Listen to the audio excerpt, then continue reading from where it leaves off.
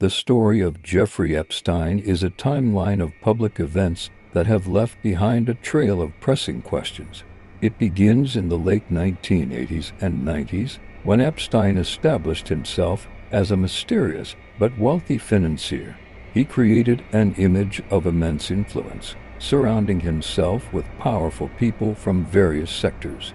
The source of his wealth, however, remained largely unexplained, a question that persisted throughout his life. In 1998, he purchased a private island, Little St. James, a location that would later feature prominently in official accounts and investigations.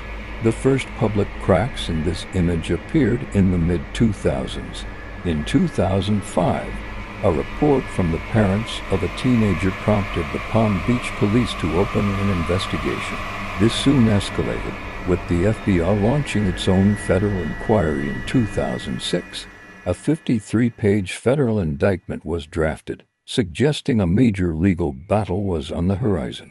But this is where the story took a turn that would be debated for years to come. In 2007, a controversial non-prosecution agreement was approved by the U.S. Attorney's Office. In 2008, instead of facing federal charges, Epstein pleaded guilty to two lesser state charges. His sentence was 13 months in a county jail, but the terms were unusually lenient, granting him work release privileges for most of the day. The deal sparked public outrage and raised a fundamental question. Why was such a lenient agreement granted in the face of serious federal allegations? For nearly a decade, the case largely faded from the public eye. Epstein returned to his life of wealth and connections. However, the questions surrounding his 2008 deal never completely disappeared.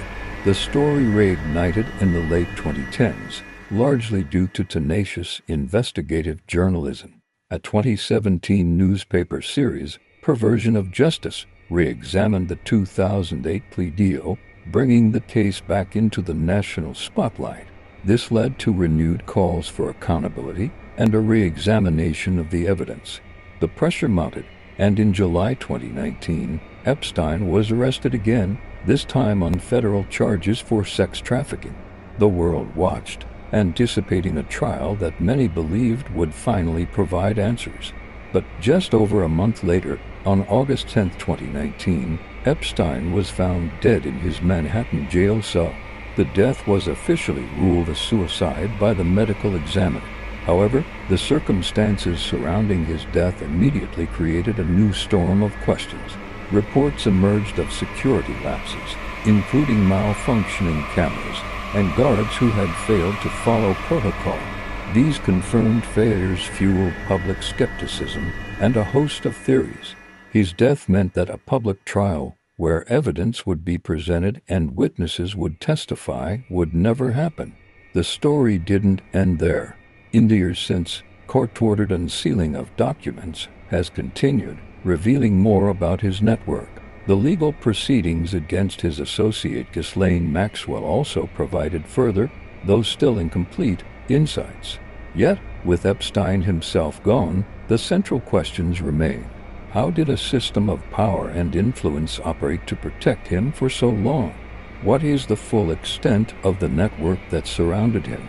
And with so many pieces of the puzzle still missing, how much of the complete truth will ever be known to the public?